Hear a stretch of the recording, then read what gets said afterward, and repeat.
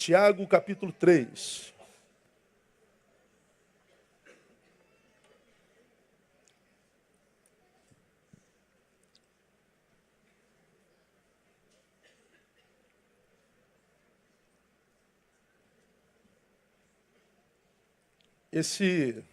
Vou voltar a esse texto e vou explicar por quê.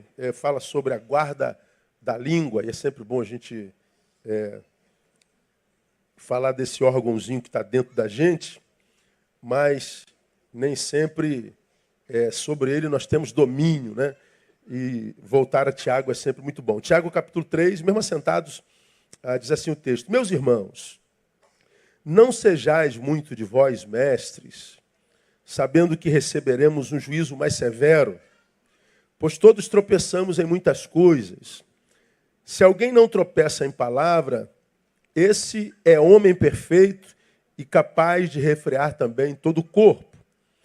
Ora, se pomos freios na boca dos cavalos para que nos obedeçam, então conseguimos dirigir todo o corpo, todo o seu corpo, o corpo do cavalo. Vede também os navios que, embora tão grandes e levados por impetuosos ventos, com um pequenino leme se voltam para onde quer o impulso do timoneiro. Assim também a língua é um pequeno membro e se gaba de grandes coisas. Vede quão grande bosque um tão pequeno fogo incendeia. A língua também é um fogo. Sim, a língua, qual mundo de iniquidade, colocado entre os nossos membros, contamina todo o corpo, inflama o curso da natureza, sendo por sua vez inflamada pelo inferno. Pois toda espécie, tanto de feras como de aves, tanto de répteis como de animais do mar, se doma. E tem sido domada pelo gênero humano, mas a língua, nenhum homem a pode domar. É um mal irrefreável, está cheia de peçonha mortal. Com ela bendizemos ao Senhor e Pai, e com ela amaldiçoamos os homens feitos à imagem e semelhança de Deus. Da mesma boca procede bênção e maldição. Não convém, meus irmãos, que se faça assim. Amém, amados? O apóstolo falando sobre esse órgãozinho que a gente carrega dentro da boca. Não é? Por que eu vou falar sobre isso hoje? Nós temos um amigo comum, eu e você, que se chama Kleber Lucas. Kleber Lucas passou por um divórcio mais uma vez. E saiu em todas as mídias do Brasil. E eu fui ler algumas matérias a respeito do que aconteceu. Eu não li nenhuma matéria verdadeira, todas mentirosas. Todas. O divórcio aconteceu, mas não do jeito que diz a matéria. Nenhuma delas verdadeiras. Sites dos Leão Lobo Gospel, que tem por aí, com Buchicho Gospel, Fuxico Gospel, Gospel Mais, são os sites que vivem das fofocas do mundo evangélico e que quase nunca carregam em si verdade plena. Todas as matérias que eu li, eu fui em vários sites buscar a notícia, todos estão lá. Dizem as más línguas, como disse o site tal, não houve uma reportagem jornalística com os envolvidos na coisa. E como eu sei da história, como eu conheço as entranhas da história, fico muitas vezes perplexo, irmão, com a capacidade maligna e maldosa que o crente tem de reproduzir verdades que só são verdades porque nunca foram questionadas, portanto, são mentiras que passam por verdade porque o condutor dessa mentira é maligno, usa a língua como não deveria. Aí quando você vai ver os comentários das matérias, aí você vê ainda mais perversidade. Perversidade, perversidade, maldade, maldade, maldade. Você não vê quase nenhuma expressão de misericórdia. Como quem diz, poxa, o casal se separou, é um casal público, poxa, devem estar sofrendo, devem estar vivendo sequelas disso que deve fazer muito mal para a alma. Não há ninguém que apareça dizendo, olha, se você precisar, estamos juntos. Não, a gente só vê pessoas jogando pedra. É impressionante nisso no que nós, como seres humanos, nos transformamos. Nós nos transformamos em alguém que cada vez mais se torna alguém mais difícil de amar. Como é difícil amar ser humano hoje. Como ver a produção humana, principalmente nas redes, desperta em mim a minha pior versão. É impressionante. Como ver o comentário maldoso, injusto. Como ver o uso da língua através dos dedos, maligno, perverso. Em nome de Jesus, desperta em mim a minha pior versão. Por isso eu não ando na rede, eu não tenho rede social, eu não consigo caminhar nisso muito tempo, porque isso é absurdamente adoecedor, porque ali está a nossa pior parte. Ninguém que faz tais comentários chega perto do casal e diz o que disse ali. Não, todos passam e às vezes cumprimentam de uma parte do Senhor, pessoalmente. Mas atrás de um teclado, a ética, a moral, a solidariedade, a bondade, tudo que faz do ser vivo um ser humano é deixado de lado e a gente vai produzindo a nossa maldade incólume. A gente vai produzindo a nossa maldade de forma perversa, de forma diabólica, usando esse órgão que a Bíblia diz está no nosso corpo, mas não está sob o nosso domínio, se a gente não vigiar. Então, é assustador o que a gente vê de perversidade entre os homens. Eu não acredito que uma igreja de Jesus, ou seja, alguém que seja da igreja de Jesus, tenha tanto prazer em produzir tanta mentira, em produzir tanta perversidade, tanto juízo, ausência de misericórdia. Eu não acredito que quem faz isso é a igreja de Jesus, mesmo que use o nome de Jesus para produzir a sua maldade. Bom, o que a Bíblia fala, irmão, sobre maledicência? O que a Bíblia fala sobre fofoca? O que a Bíblia fala sobre comentários malignos? O que a Bíblia fala sobre esse que usa esse órgão que foi revelado aqui de forma inconsequente? Primeiro, vamos ver o que é esse órgãozinho que está aí dentro da sua boca. O que a Bíblia diz sobre ele? A gente começa pelo versículo 5, diz assim, assim também a língua é um pequeno membro que se gaba, ou seja, ele é cheio de soberba, a língua. Ela vende de nós uma imagem que não é verdadeira. Ela vende de nós uma imagem que não tem nada a ver com a verdade. Ela se gaba. Ela exalta a realidade. Ela inflama a realidade a favor daquele que a possui. Diz mais, ela é qual um mundo de iniquidade, ou seja, ela é cheia de iniquidade. Iniquidade, você já aprendeu aqui numa outra palavra, é a palavra anomia. Nomos, lei. Anomos, contra a lei. A língua é um órgão iníquo.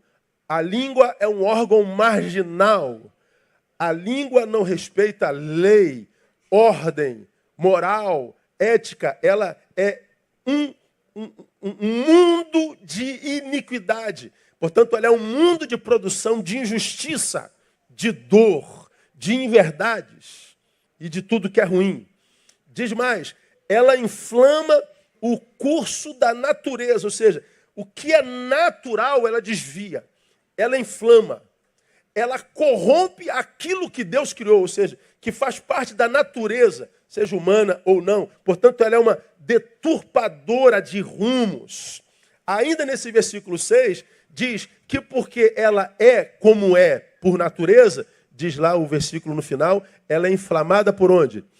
Inflamada pelo inferno. Ou seja, é um ponto de contato do inferno no nosso corpo.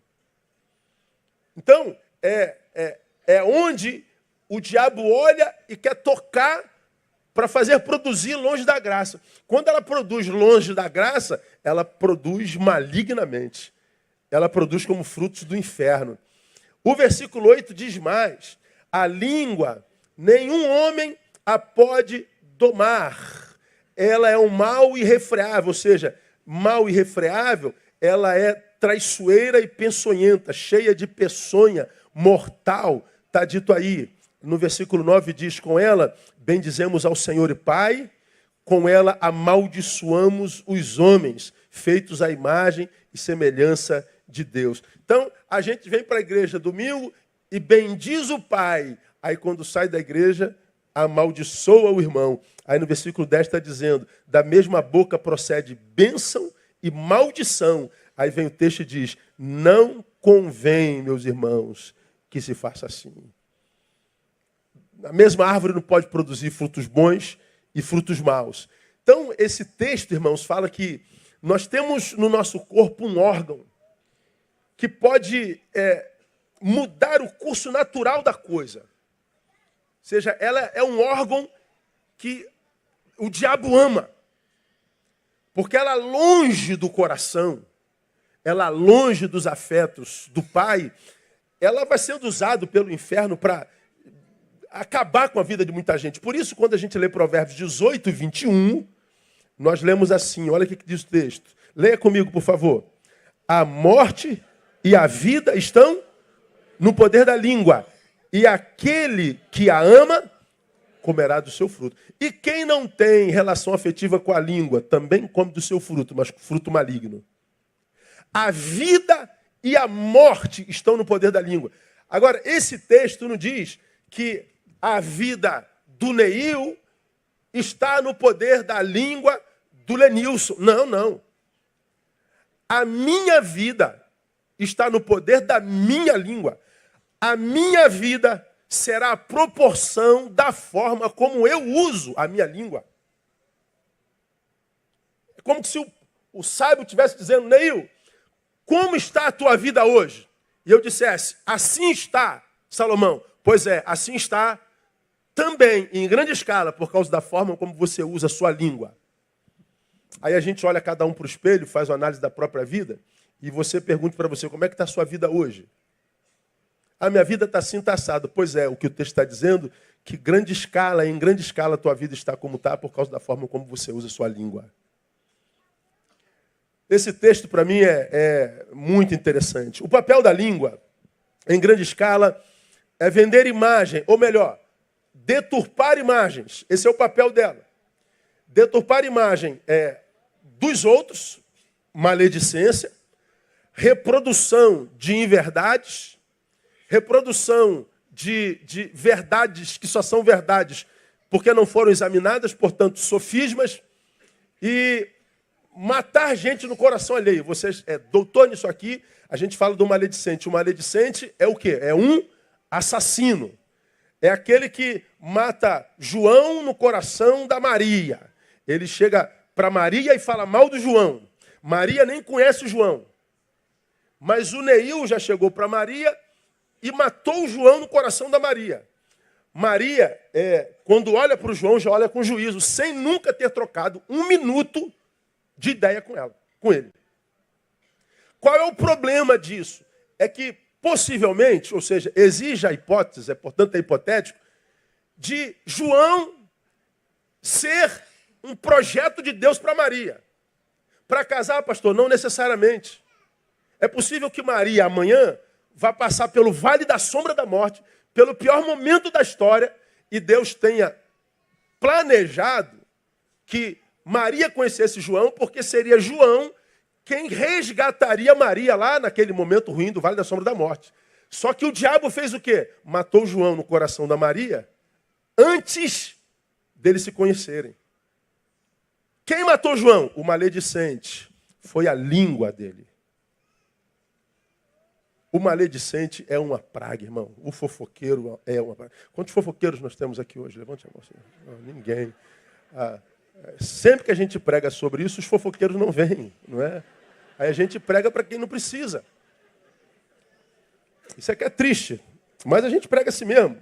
Porque tem fofoqueiro que é mentiroso, não é? Então ele está dizendo que não é, mas é, não é verdade, irmão?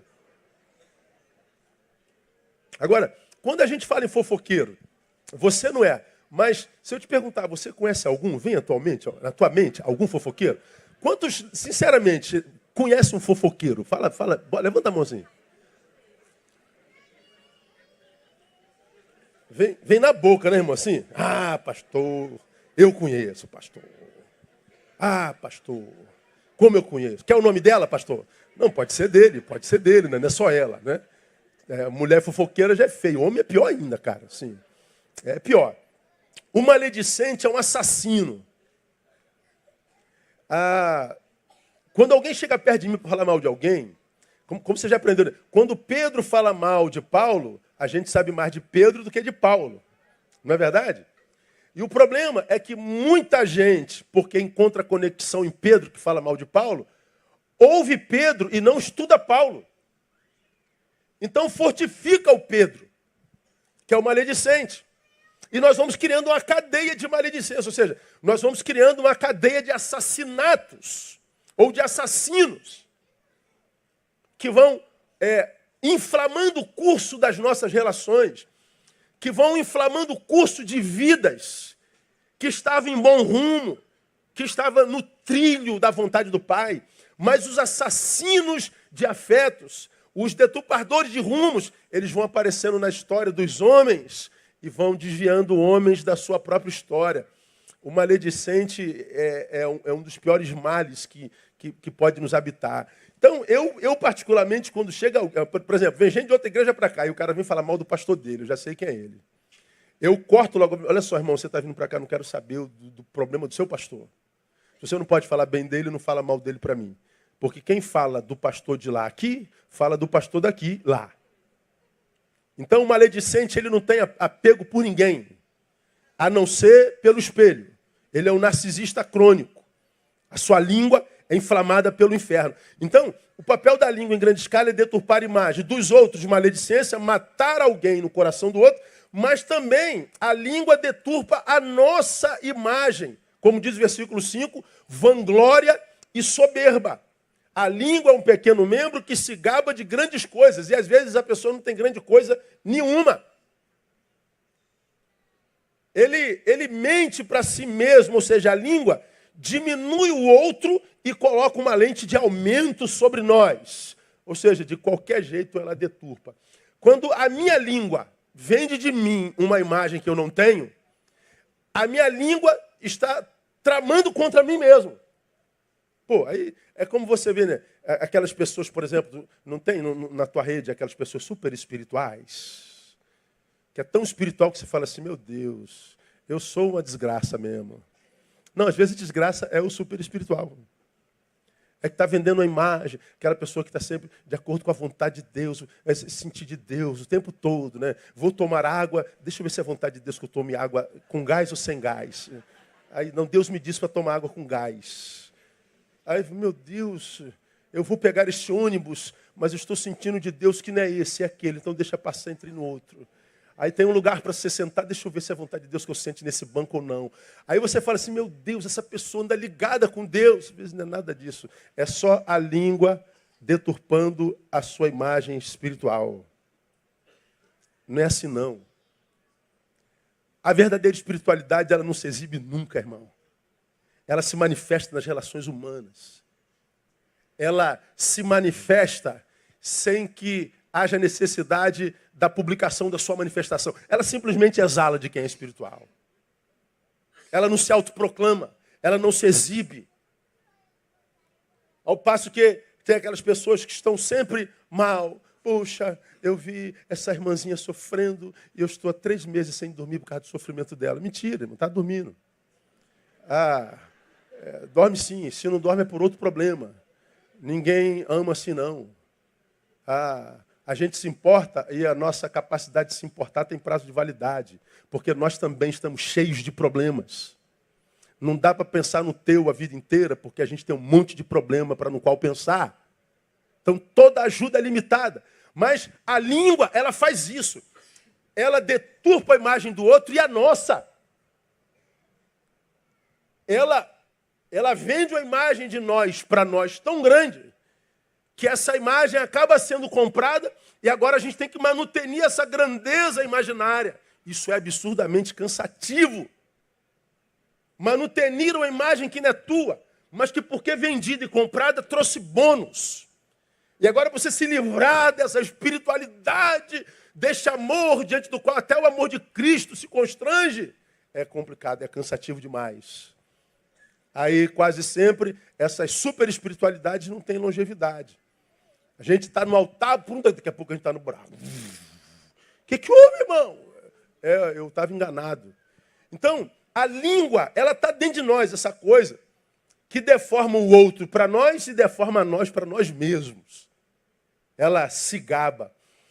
Por isso, Tiago também se refere à necessidade de se ver uma vida que vá além do discurso. Nesse mesmo capítulo, no versículo 13, ele está dizendo, vocês que são do Cristo, para quem ele está dizendo, não convém, meus irmãos, que se faça assim, não viva essa vida verborrágica, essa vida de engano no outro e para si mesmo, porque isso não convém aos santos. Quem dentre vós é sábio e entendido? Aí ele vai e diz assim, mostre, não por discurso, não pelo uso da língua, mas mostre pelo seu bom procedimento.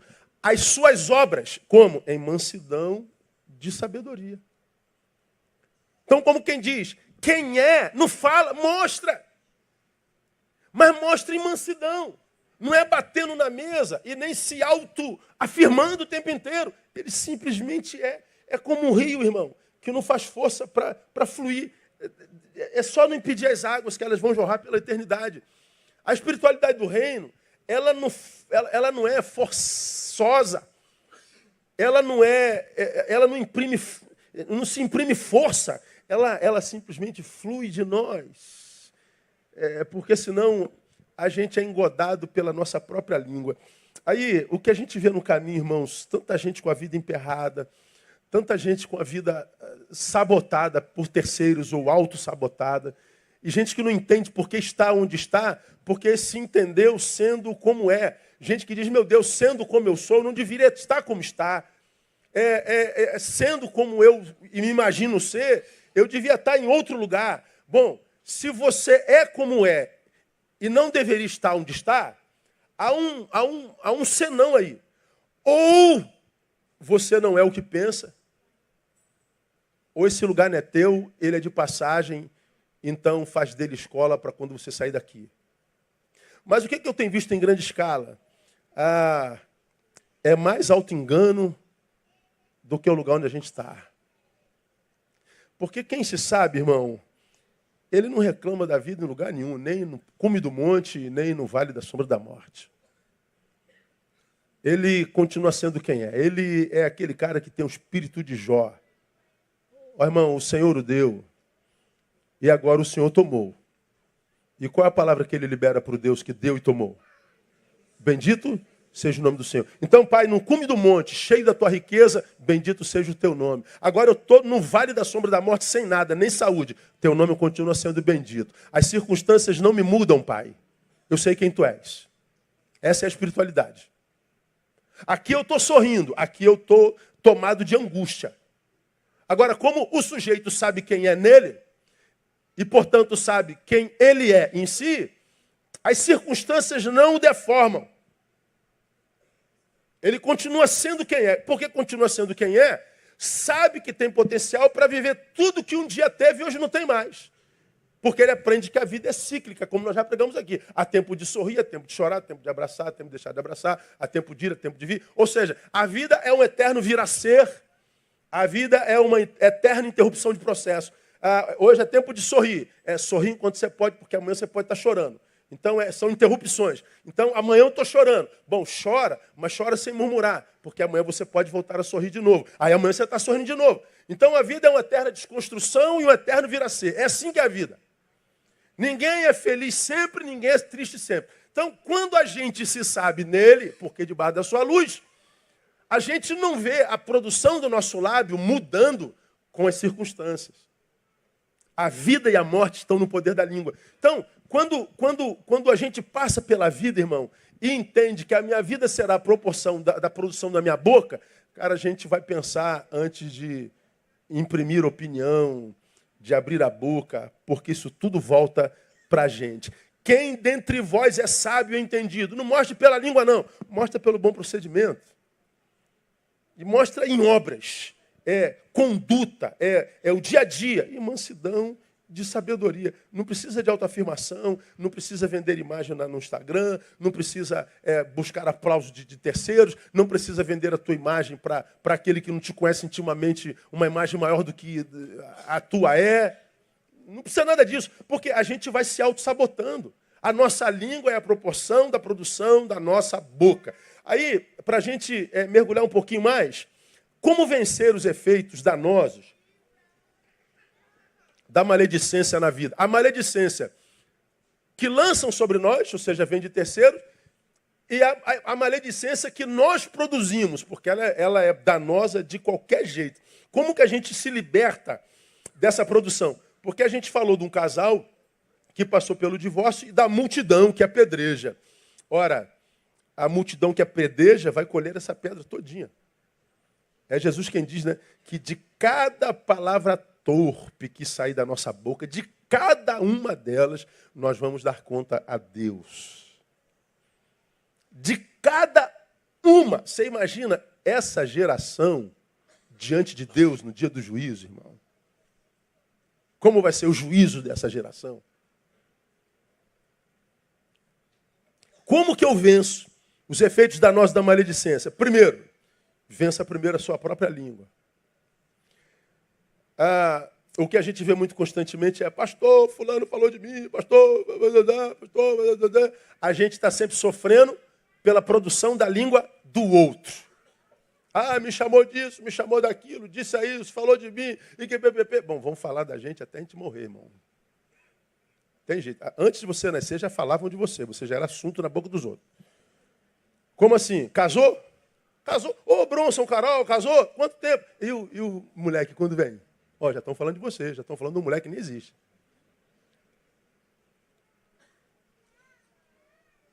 Vão falar da gente a vida inteira. Como que a gente vence os efeitos da malignidade?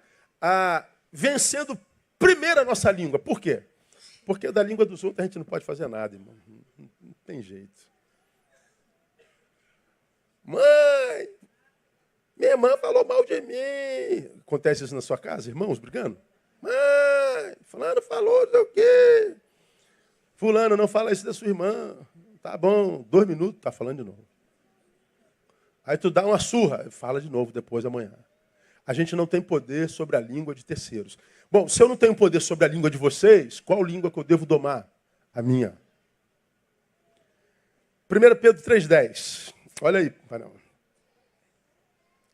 Pois quem quer amar a vida, ou seja, ter uma vida que consiga amar, e ver os dias bons, faça o que? Leia para mim.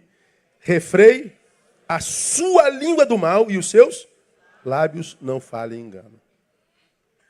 O que Pedro está dizendo é o seguinte: não é o que falam de mim que tornam meus dias maus, é o que eu falo de alguém.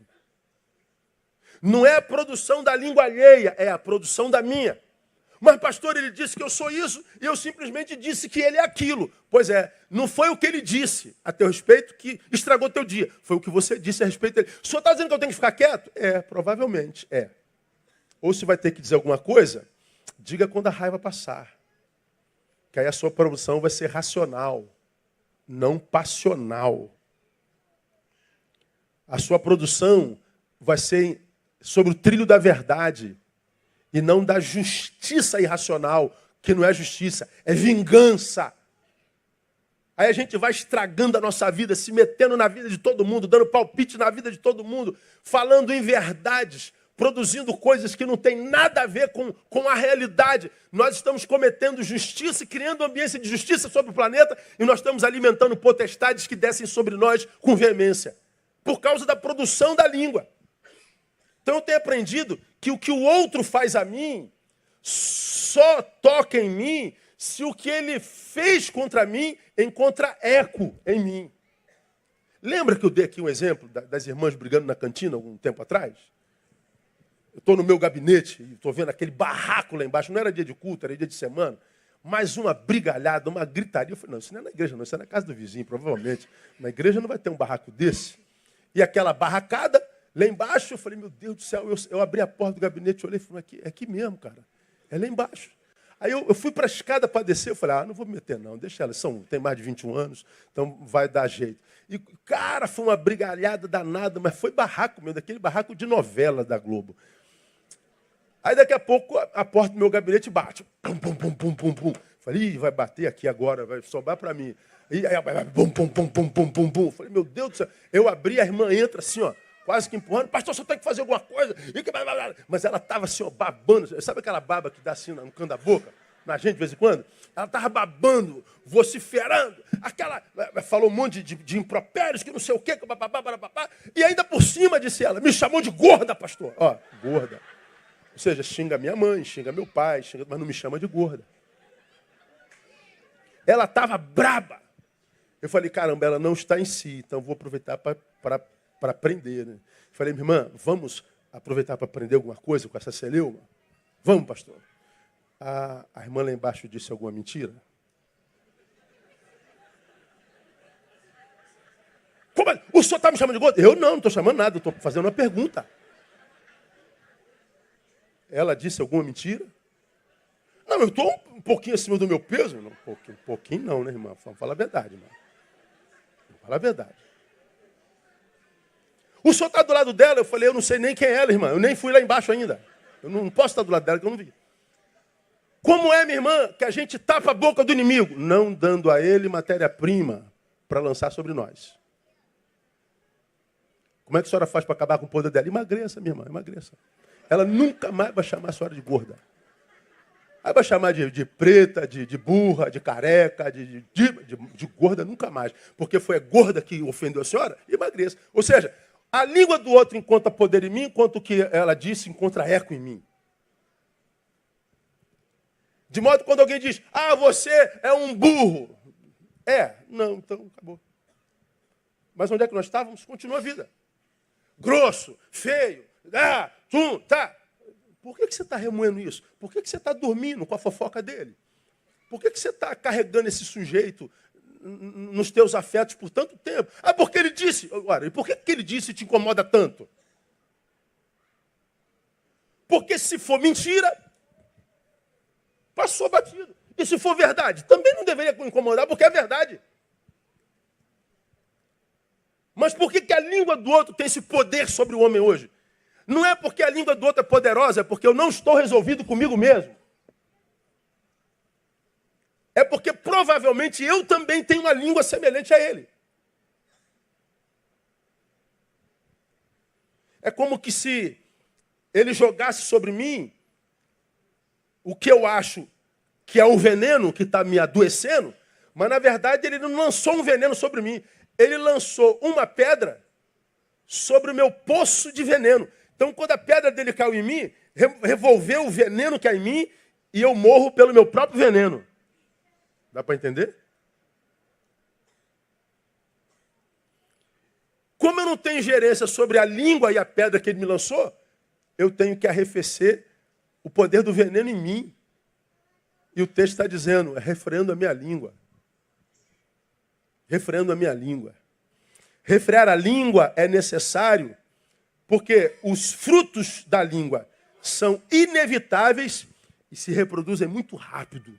Hoje, então, nessa vida tecnologizada, globalizada, flui como fumaça, tomando todo o sistema. Então, eu preciso refrear a minha língua. Como é que a gente refreia a língua, irmão? Primeiro, admitindo que a nossa língua tem sido má. E o pecado da maledicência é um pecado que quase nunca encontra confessores. Ninguém se confessa maledicente, como também ninguém se confessa invejoso. São dois pecados para os quais a gente quase não acha confessores. O invejoso e o maledicente. Agora, eu desafio você a achar um maledicente, irmão, que tem vida equilibrada. Acho que é uma regra sem exceção. Quase todos eles têm a vida toda embaraçada, porque ela está intimamente ligada ao objeto da sua maledicência. Se ele acende, ela sofre por causa da ascensão dela. se ela descende, se ela vive decadência, ela se alegra com a decadência do outro. Quem se alegra com a decadência do outro não pode ser alvo da bênção de Deus. O maledicente está perdido em si de qualquer jeito. Na vitória alheia e na desgraça alheia. Porque ela se preocupa mais com o outro que consigo mesmo. Como que a gente consegue refrear a língua? Admitindo que a nossa língua tem sido má. Desenvolver a arte de confessar-se maledicente. E não é para parar de produzir maledicência, é para conseguir viver amor próprio. É confessar como quem diz, meu Deus, a minha vida pode estar toda embaraçada por causa da minha língua. Então, se você está aqui, meu irmão, minha irmã, com a vida toda encalacrada, a maledicência é algo que tem um poder supra-humano de desgraçar a vida de muita gente. E tem desgraçado. Gente que poderia estar num lugar muito mais alto, gente que poderia estar num lugar muito mais prazeroso na sua existência, mas está ali a vida amarrada. Tudo que começa não termina nada do que começa. Está sempre vivendo, como eu digo, recomeços. E chega uma hora que a gente cansa de recomeçar e a gente se entrega ao status quo, o da desgraça. A gente não consegue mais. É produto da própria língua. Como que eu refreio a língua? Admitindo que ela tem sido má. Segundo, como eu refreio? Exercitando a prática do silêncio e da reclusão. Há pessoas que falam muito, há pessoas que falam pouco, não é verdade? Geralmente, quem fala muita besteira, muito mais do que quem está em silêncio. Se você é daquelas pessoas que fala demais, igual aquela personagem da Praça é Nossa, mas eu não consigo. Já viu aquele personagem? Ela se mete na vida de todo mundo, ela é sincerista, não é sincera, é sincerista. Ela fala a verdade, mas não em amor. Ela fala a verdade para machucar. Ela não fala a verdade para libertar. Ela fala para ferir mesmo. Eu não consigo. Pois é, está sempre sendo demitida, está sempre ferrada, está sempre atrás, nunca acaba nada do que faz, e por causa da própria língua. Então, eu acho que para quem fala demais e não consegue ficar em silêncio, eu acho que você deveria, sei lá, de vez em quando, uma vez na semana, fazer um pacto consigo mesmo. Eu vou ficar sem falar nada desde que acordar até meio-dia. Assim. Hoje eu vou ficar quieto. Só em pensar em alguns de vocês já dá... Jesus, tem misericórdia, pastor. Qualquer coisa, mas sem falar eu morro. Eu não consigo, pastor. Pois é.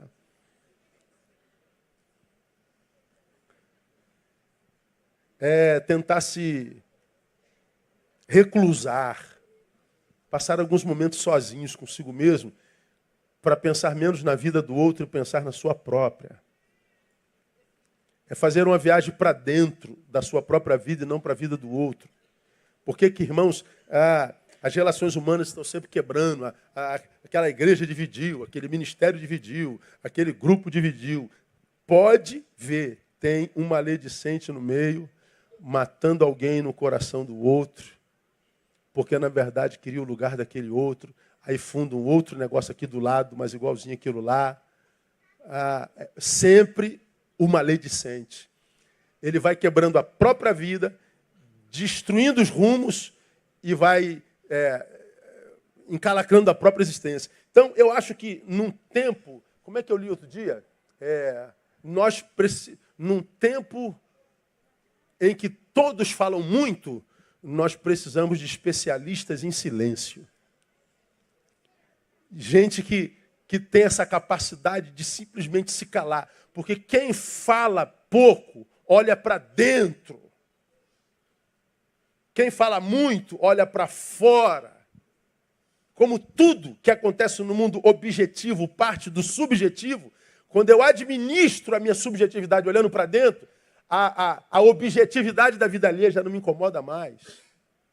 Pense você que está aqui, irmão, que vive falando mal da vida dos outros, que se incomoda com o comportamento de todo mundo. Olhe para a própria vida e veja se você tem moral mesmo para falar da vida de alguém. Como que a gente vence o efeito da malignidade, da maledicência? Vença primeiro a sua própria língua. Como, pastor, admita que ela é má, exercite a prática do silêncio. Mas, como que a gente vence, pastor, a vida, o poder da maledicência? Mude a cultura da sua boca. Por que eu devo mudar a cultura da nossa boca? Porque maledicência vicia. E todo vício traz sequelas. A gente vai falando, vicia. A gente não consegue mais parar de falar. Eu e você conhecemos pessoas que a gente reconhece maledicente, como também a gente conhece pessoas que falam beça, né? Você vai trocar uma ideia, não troca ideia, é uma ideia única. Ela fala sozinha. Aí, quando você passa, ela te para. Aí, no outro dia, tu passa... Aí, o que você começa a fazer dessa pessoa? Diga você. Você começa o quê? Fugir dela. Ih, fulano, Jesus, tem misericórdia. Ou seja, você vai falando demais, vai ficando sozinha. Você vai falando demais, você vai perdendo gente boa de Deus. Você vai falando demais, você vai construindo seu buraco existencial. Você vai falando demais, e como a tua fala, porque demais não carrega conteúdo edificante, você vai jogando gente preciosa fora. Aí a solidão mata essa geração internetizada. 70 mil pessoas na minha fanpage, não conheço duas. Mude a cultura da tua boca porque vicia. Provérbios 13:3. Bota aí, Panel. O que guarda a sua boca, leia para mim, preserva, mas o que muito abre os seus lábios, diz,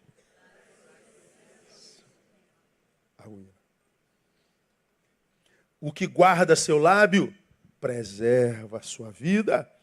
O que muito abre os seus lábios, traz sobre si a ruína. O maledicente, ele acha que ele está arruinando a vida dos outros. Tá? Mas como aquele lá é vítima, Deus peleja por ele. Mas como você é o que mata, rouba e destrói, ele não peleja por você, ele peleja contra você. Você vai atraindo ruína para a próxima. Por que a minha vida está arruinada, pastor? Veja talvez a produção da sua língua. Então, mudar a cultura da nossa boca. Veja Provérbios 21:23. O que guarda a sua boca e a sua língua, guarda das angústias o quê? A sua alma. Alma, e as nossas almas estão sendo caçadas como peixe nos mares, pelos pescadores. Nossa alma é bombardeada por lixo, má informação o tempo inteiro. Tempo inteiro, você liga a televisão, o jornal despeja desgraça na tua alma. Você sai na rua da tua comunidade, no teu bairro, e você vê desgraças entrando. Você está no trânsito, desgraça entrando. Nós somos bombardeados por desgraça, que a nossa alma vai ficando empanturrada de lixo putrefato. E de vez em quando nós acordamos com angústia que a gente não sabe de onde veio. A gente diz, essa angústia veio do inferno. Não, veio das notícias das produções humanas. Veio da nossa raça. Então, essa produção que encharca a nossa alma, ela é regada pela produção da nossa própria língua. Agora, quando a gente guarda a nossa boca e a nossa língua, e a nossa língua está sob o comando da nossa razão e diz, pai, eu estou com vontade de xingar a mãe dele, o pai, e de dizer os desaforos para ele, mas isso não vai edificar em nada. É só desejo de vingança mesmo, só quero gerar dor.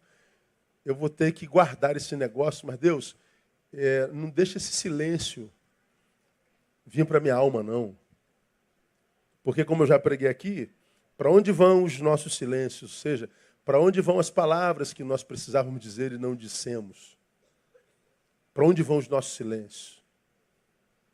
Quando você deleta alguma coisa aqui no iPad, no smartphone, no fone qualquer, aí você deleta ou então vai para a nuvem. Bendita nuvem que a gente não sabe onde é. Mas está aí, é uma nuvem. Ah, está na nuvem. Onde é que é a nuvem? Busca na nuvem que você acha. Pum, desceu. Veio da onde? Da nuvem, pastor. Qual nuvem? Onde é a nuvem? Onde ela está localizada? Não sei.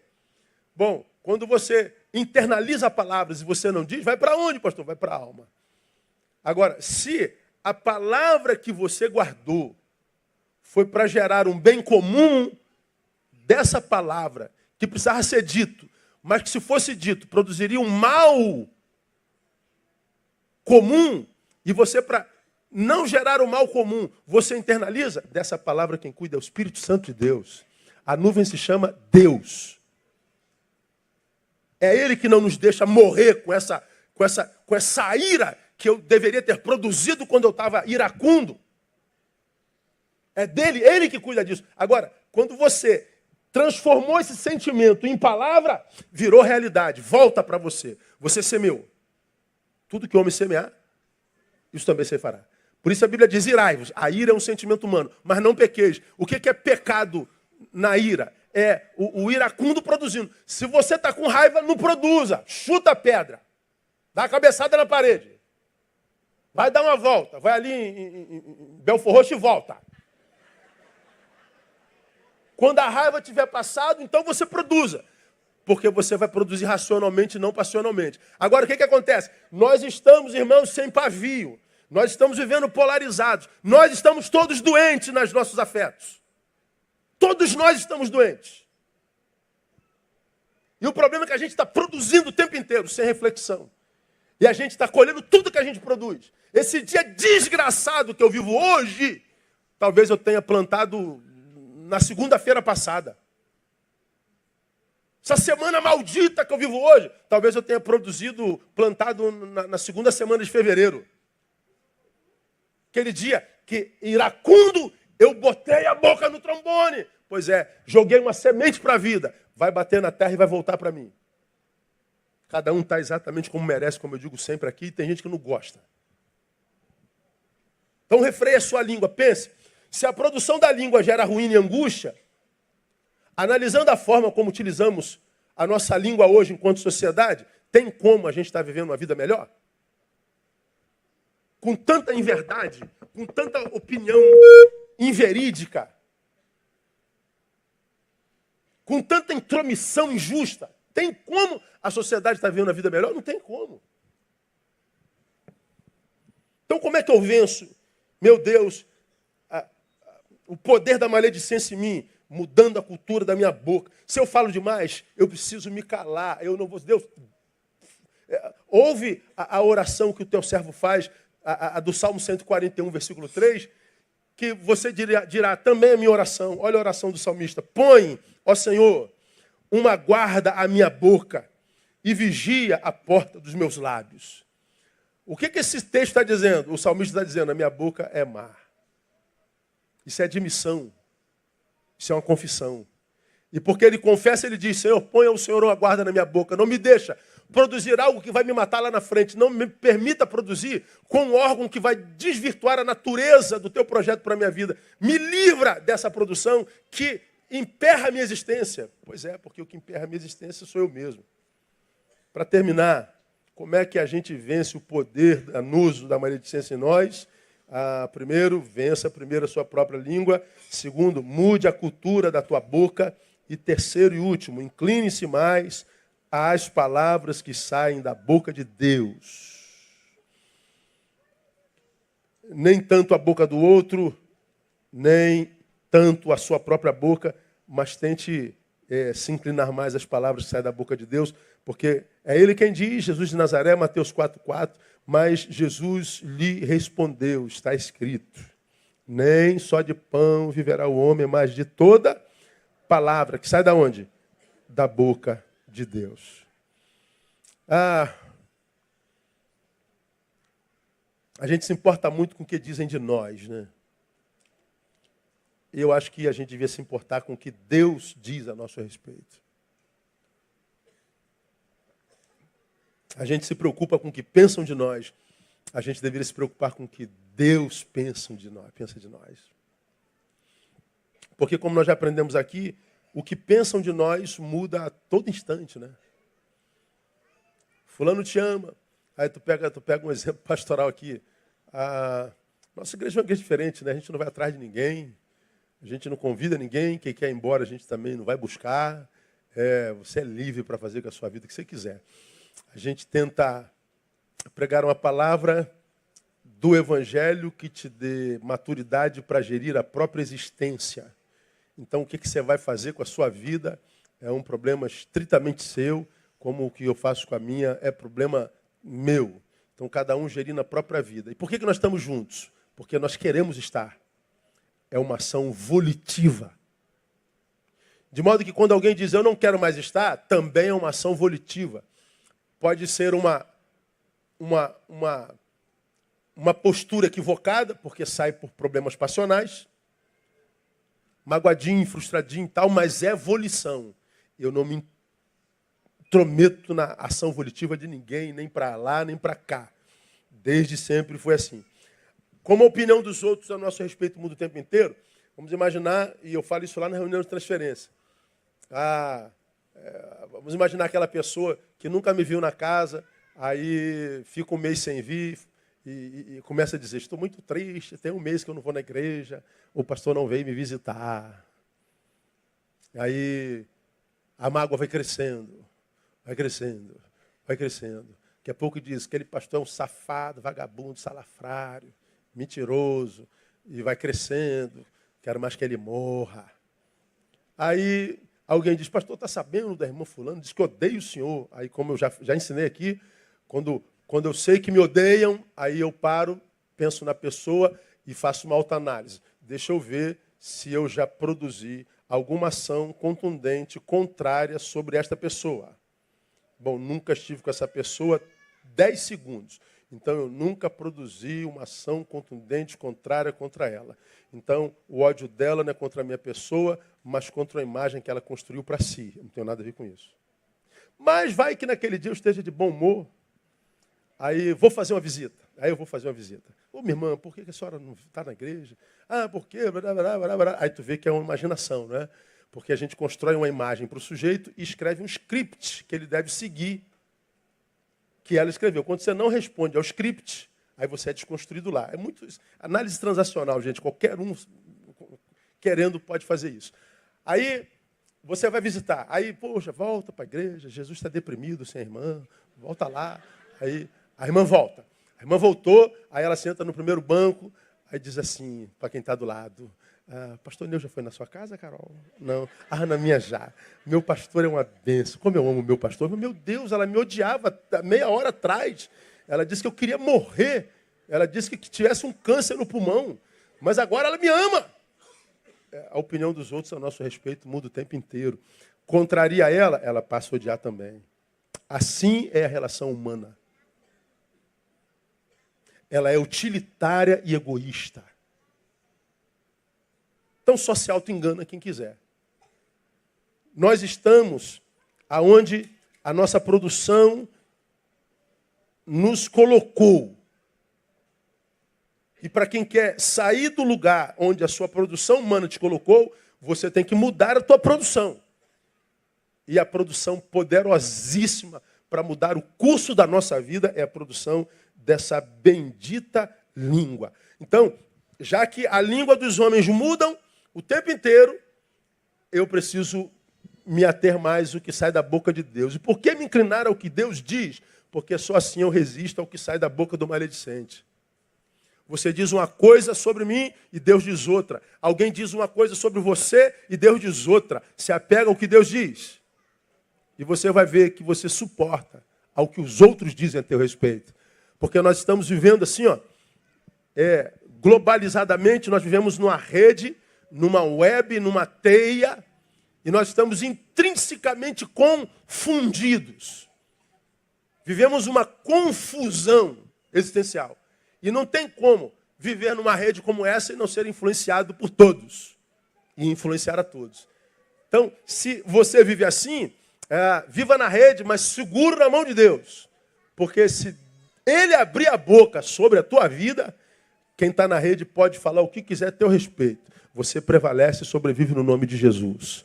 E planeje na tua vida. Se o que você pretende dizer não vai edificar, cale-se. Porque vai voltar para você. E você vai ver que o teu silêncio vai falar mais alto no futuro do que as muitas palavras que você diria sem edificação nenhuma. Então, põe, ó Senhor, um guarda na nossa boca, para que a gente viva uma vida que vale a pena ser vivida. Amém, minha igreja? Vamos aplaudir o Senhor, vamos ficar em pé, vamos embora para casa, que Deus nos abençoe. Logo mais nós temos a celebração da ceia, e Deus tem uma outra palavra para nós também, logo mais, muito legal, e tenta estar presente. Vamos orar e vamos embora. Pai, muito obrigado por tua palavra.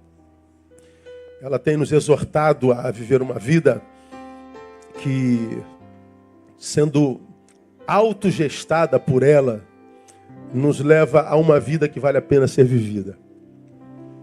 E eu quero te louvar pela palavra dessa manhã, Deus. Se temos no nosso corpo um órgão inflamado pelo inferno, nós queremos colocar esse órgão a teu serviço. Que ele seja inflamado pelo Santo Espírito do Senhor. Que a nossa boca seja uma fonte de vida e não de morte. Que a nossa boca seja uma fonte de edificação e não de destruição. Que o nosso silêncio fale mais alto do que as nossas muitas intromissões alheias, em vidas alheias. Tu sabes, ó Deus, quem precisava dessa palavra. Tu sabes quem fala muito. Tu sabes quem é maledicente no nosso meio. Tu sabes quem tem mudado o curso da própria história por causa da produção da língua.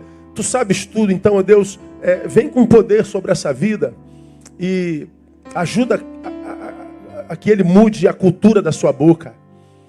Ajuda-nos a vivermos uma vida real, uma vida que vá além da opinião alheia, além da promoção exibicionista da rede. Ajuda-nos, ó Deus, a não viver maledicência e a produção da língua que deturpa a imagem dos outros e principalmente da nossa. Que nós vivamos exatamente o que somos, sem mais nem menos. Que nós tenhamos um conceito real de nós mesmos, nem superior nem inferior, para que a gente possa gestar e gerir a própria vida com mais sabedoria e mais qualidade. Muito obrigado por essa manhã, louvado seja o teu nome, que logo mais tu estejas conosco e que tu nos abençoe como fez nessa manhã. Nós oramos no nome do Cristo, nosso Senhor que reina.